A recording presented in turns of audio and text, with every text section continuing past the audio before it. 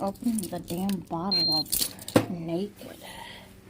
Tried like 10 times, and I had to, I felt it loose because I felt wetness every time I squeezed it to try. So it was coming, so I used my jaws of life, if you know what I mean. I went like this. And turned. But yeah, heading to school to give them that check, $300 check from Dad.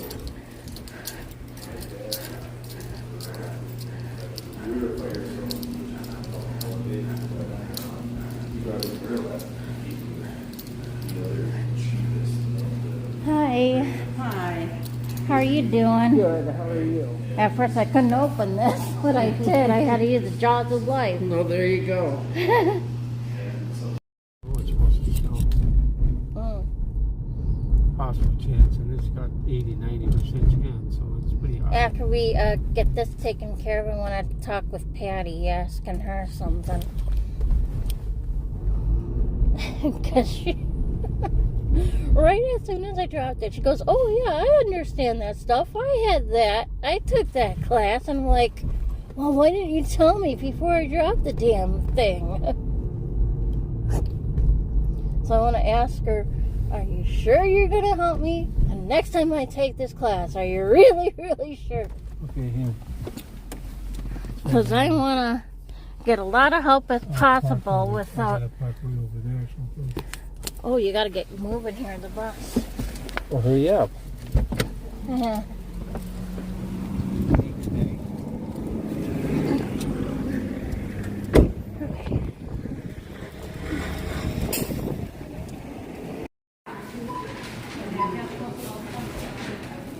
Okay, $25.40.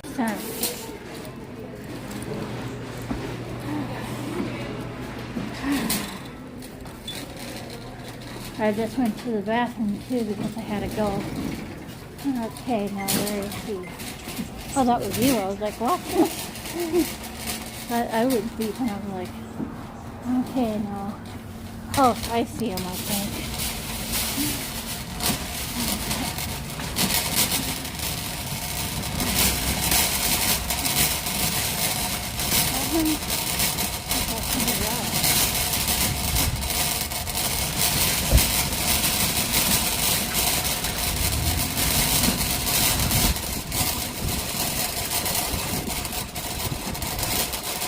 Oh, that it was somebody else. Where did he go? Maybe they're not open till 11.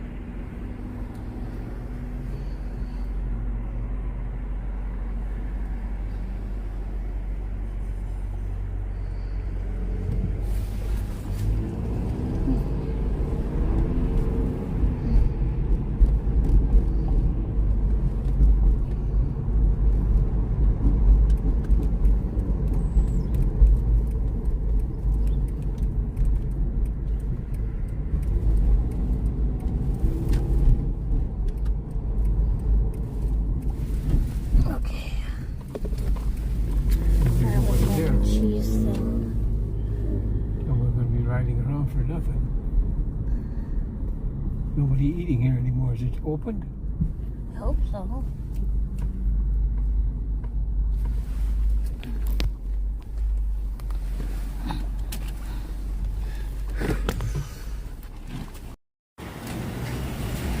The time read 11:11. That's a sign that angels or something are watching over me, I bet. But yeah. Noodles costed $13. I added tofu to it. Okay, going in now.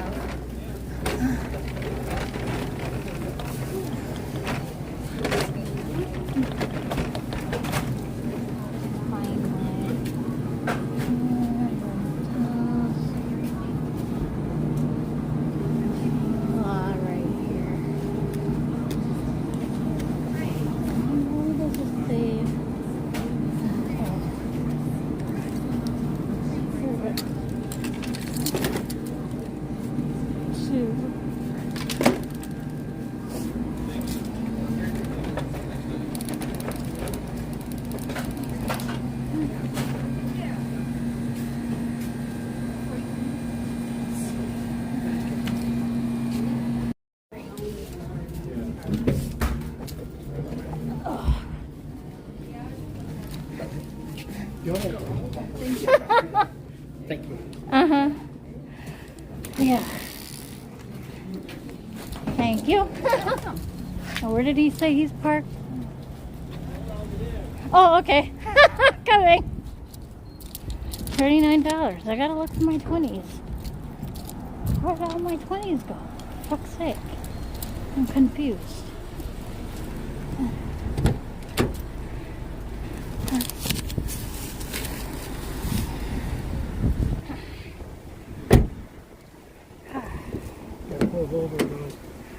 I pulled over so she That's why I'm on such a goofy angle. Right. He looks bigger than you do. 11:21 a.m. right now. Yeah, we gotta get going. Falling behind. I gotta run. Yes. Really? You know, there's a lot of things a male in my position could offer a hard-working girl like you. Believe me, I already have a lot of the same things you do. For starters, perhaps you'd be interested in some silk stockings or No. chocolates. No, General, please, I don't. Chocolates? Hey, I thought you were going up to... Go look, it's Rita. Good time reading the boys' caller.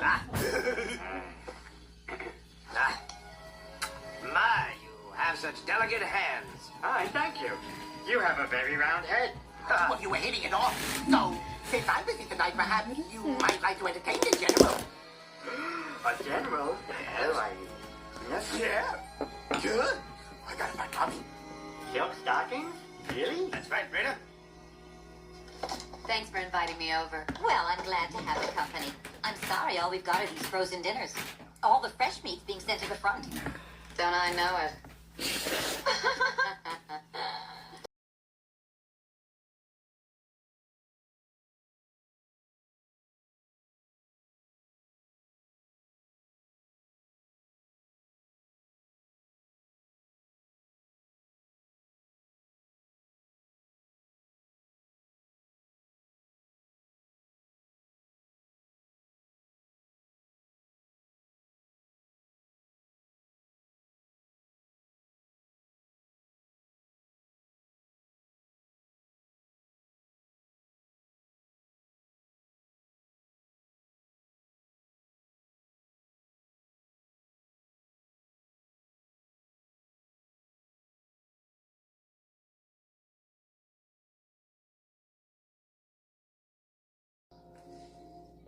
Five days later, Leah's Jeep was discovered in Mount Baker National Forest, 100 miles from Desolation Peak. But Leah was nowhere to be found. There were several alarming and contradictory aspects to the crash scene. Authorities estimate that the car was traveling at 40 miles per hour when it plunged over the embankment. In all likelihood, the driver would have been seriously injured. Well, with the speed that the vehicle was traveling and the amount of damage to the vehicle, you would anticipate some type of injury to the person inside. If there was no injury to the person inside, at least some type of evidence to indicate contact damage that the person had been inside the vehicle. But none of those signs were evident. Oh man, look at this. There was also no blood inside the Jeep or in the surrounding area. Investigators were forced to consider whether the car was unoccupied when it went. They placed the bicycle in an area different from where she was last seen in an effort to try and at least lead us away from the area in which she was in fact abducted.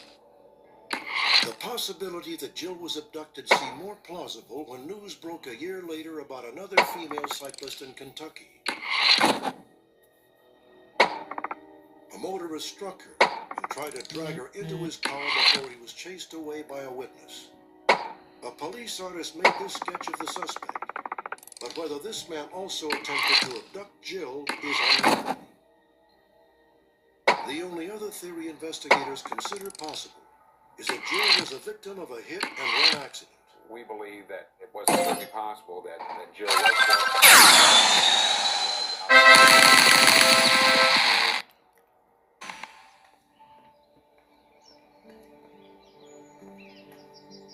Through the media, but never got a response to all our appeals to the blonde woman to come forward. With few leads, the police took an unusual step. A bloodhound attempted to retrace Kristen's path from the coffee shop the day she vanished. When we were downtown, I could tell he was on a trail. He knew exactly where he was going. Every turn was perfect. The police could not be certain, however, that this was a path Kristen took the day she disappeared. It could have been a route Kristen had previously traveled without incident. He then led us up to Geary Street, heading out towards Land's End Beach. Kristen's co-workers had told police that on the day she vanished, she talked to visiting Land's End Beach. We then got down to the beach area and came to a point where the trail seemed to have stopped. A chilling possibility revealed itself. That's a very treacherous part of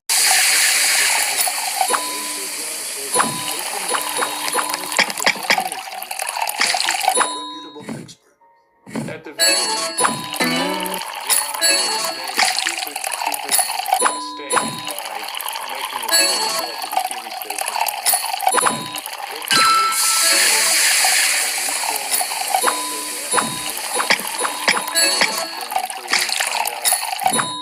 Whether or not he's guilty. I never met Kristen. I never saw her.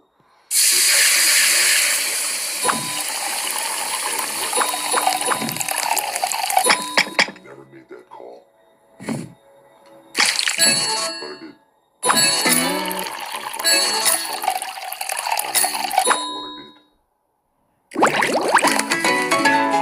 Ferry had come to San Francisco embracing a future of silence.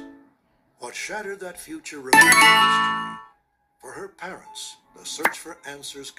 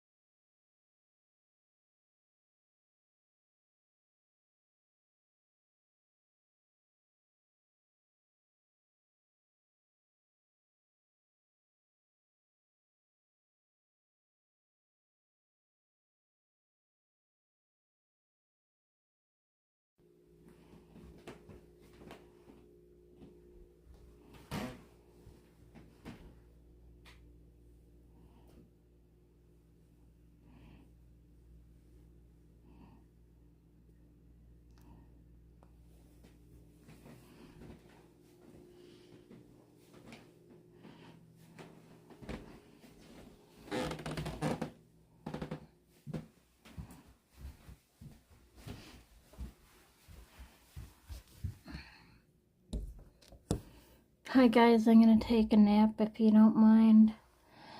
I am tired as heck, but I gotta wash my face.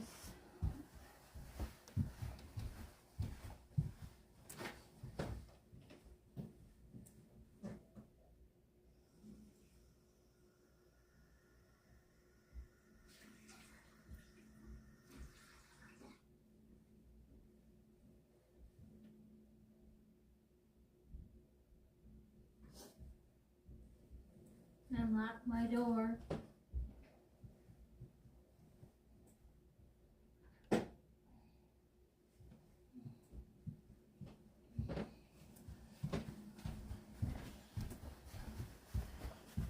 Alright.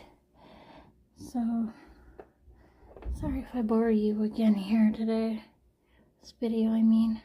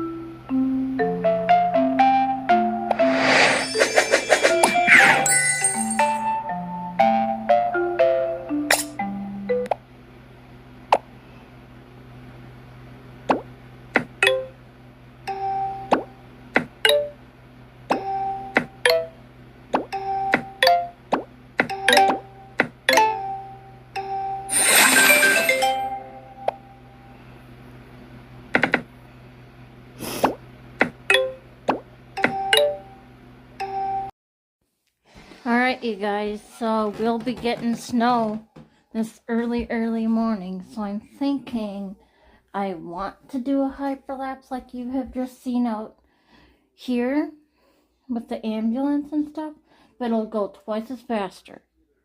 It won't be 17 minutes long, for example, okay? I'd put it in Power Director and make it like a minute long tops. So, what I did when I was having my phone out here one time, so, and I'm going to have my phone plugged in so I can get everything. But yeah, I am gonna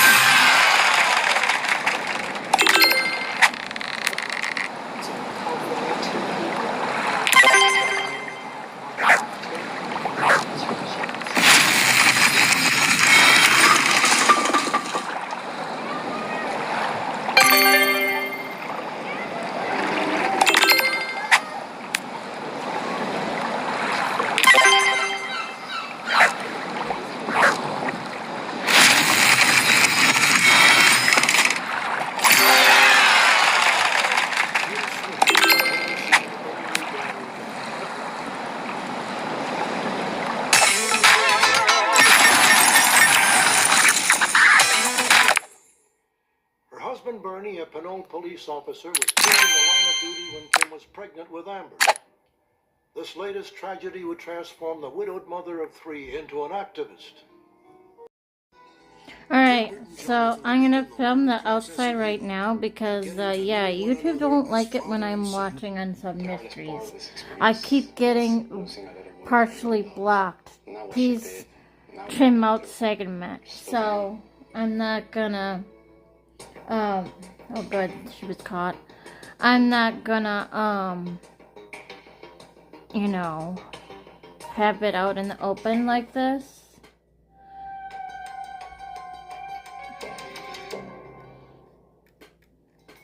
Join me for more intriguing true tales on the next Unsolved Mysteries.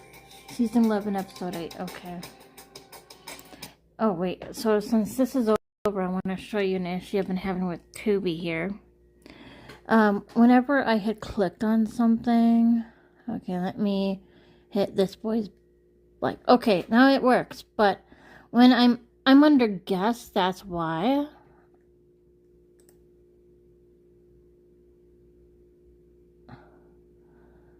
Okay.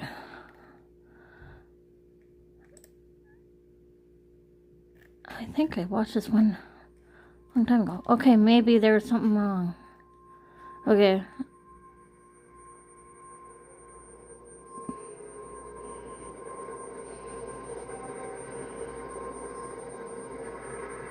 Yeah, I've seen this a long time ago.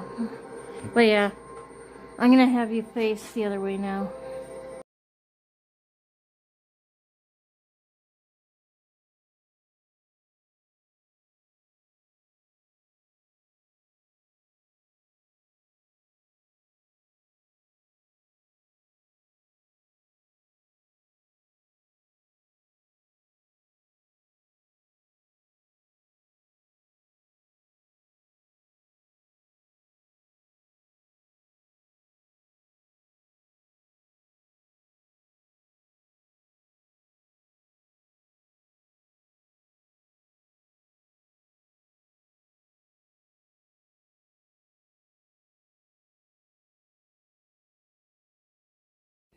Sure she's okay? She looks really groggy.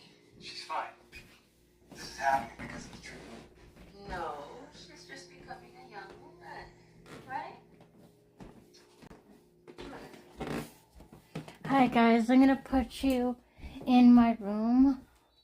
Okay, because I'm gonna turn on my lights in there because it's looking dark. So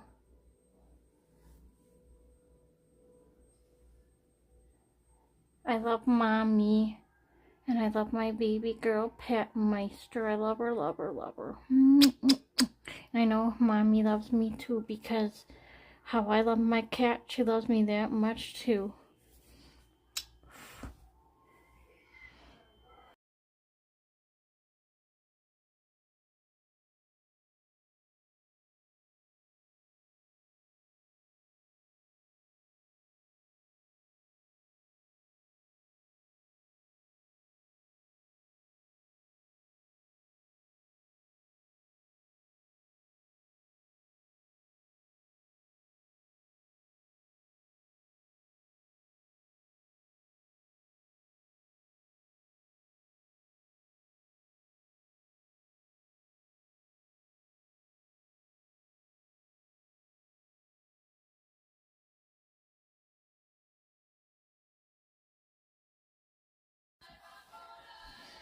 Okay, yeah, you get the idea. That's what it's gonna look like.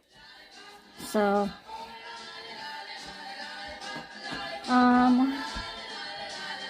what should I eat?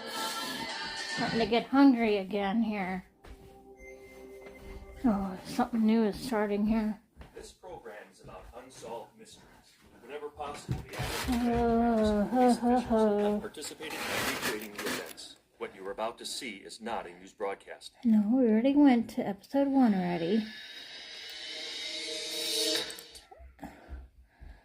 Already went there.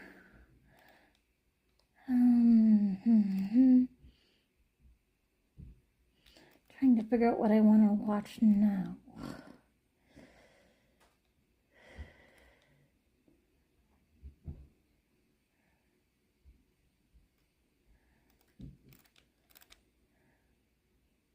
What is that, dummy?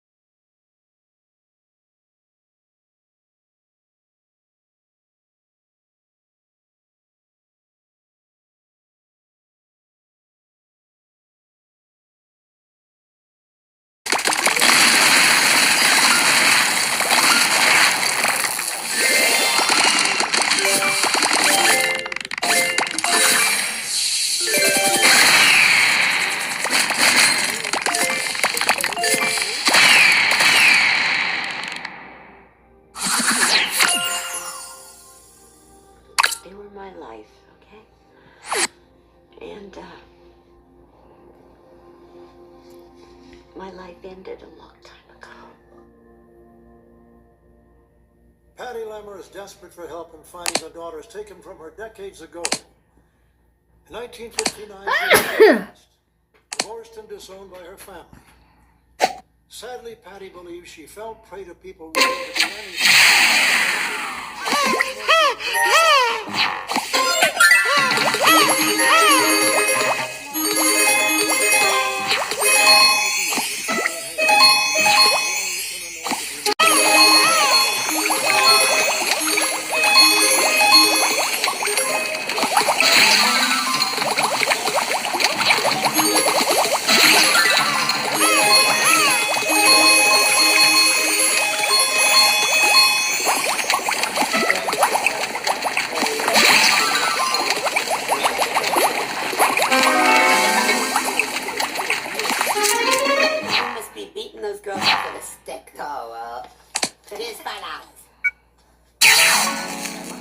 Come on, Mom.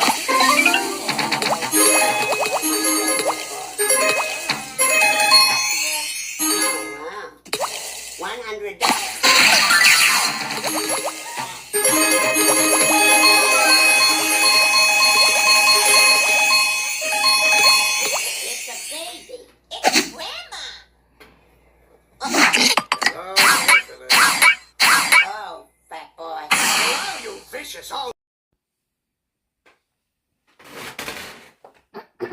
Alright, I'm going to continue to play my games. Finally beat that level on that Bubble Saga, jeez. And that's a match thing. Monopoly match. And so, yeah. Oh, excuse me.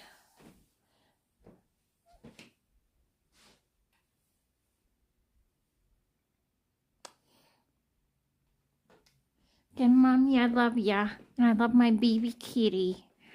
No matter how old she was when she died, even if it was like 80 years old in human years, she's a baby to me.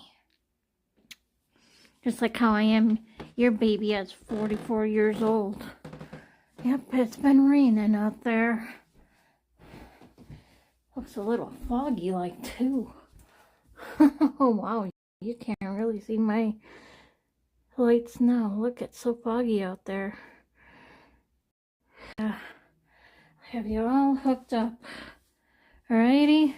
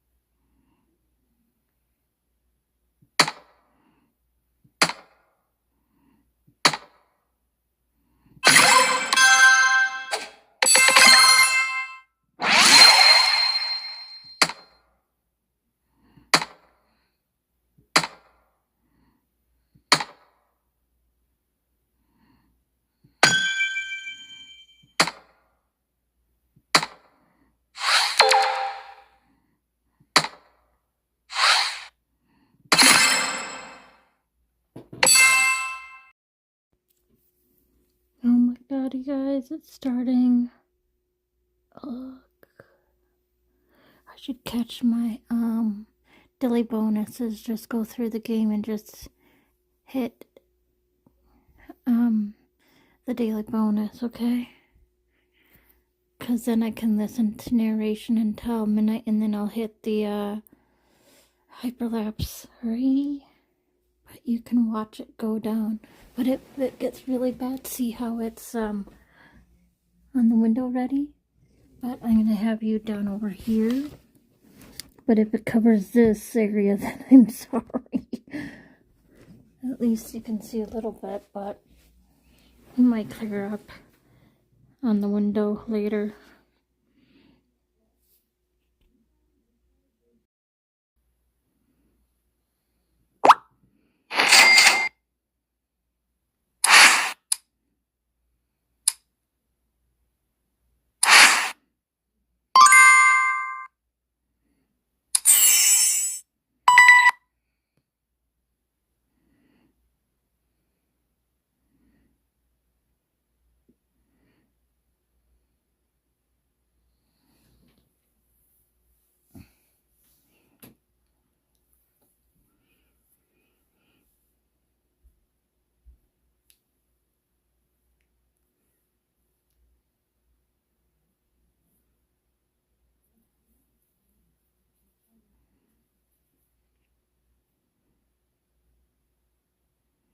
The heck, why is this not loading?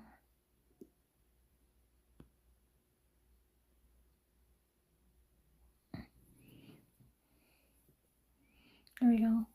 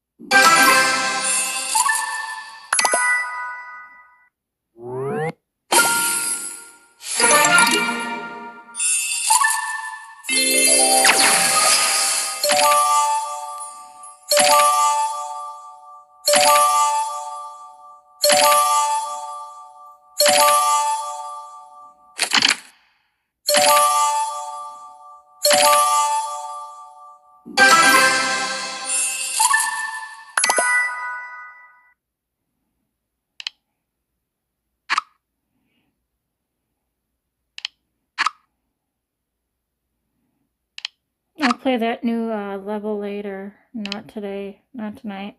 I want to watch the snowfall. Okay. So out of here. Oh yeah. Gotta grab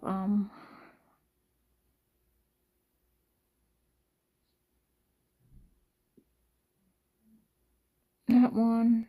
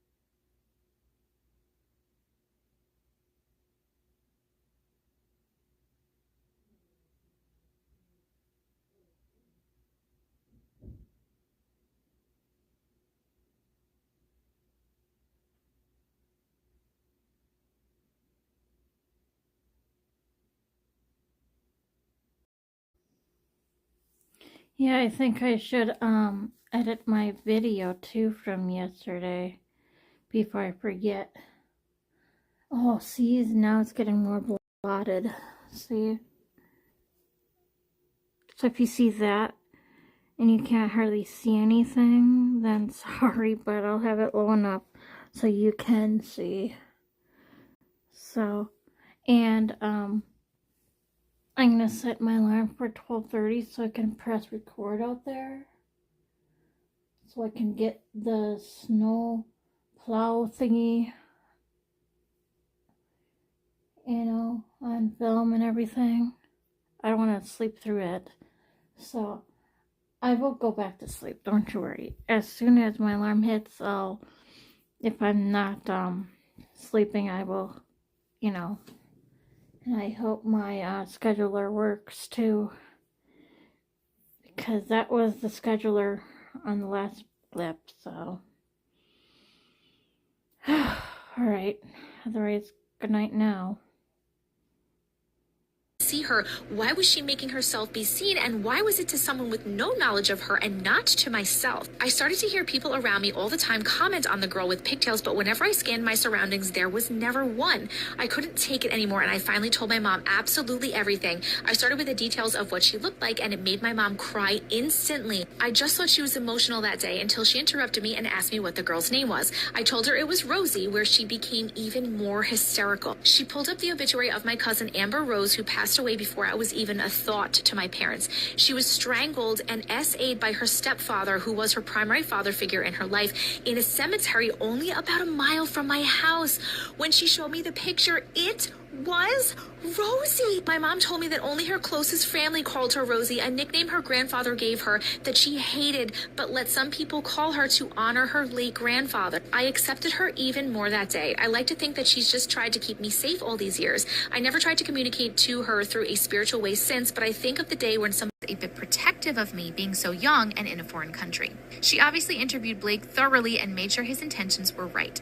We were 16 or 17 at the time. My relationship with Blake never progressed to something romantic, but during the time I was on exchange, he became a good friend. He would come pick me up from school and we would hang out. When I didn't know what to do during boring breaks on holidays, he would drag me along to his family or take me out on his farm to go see the animals.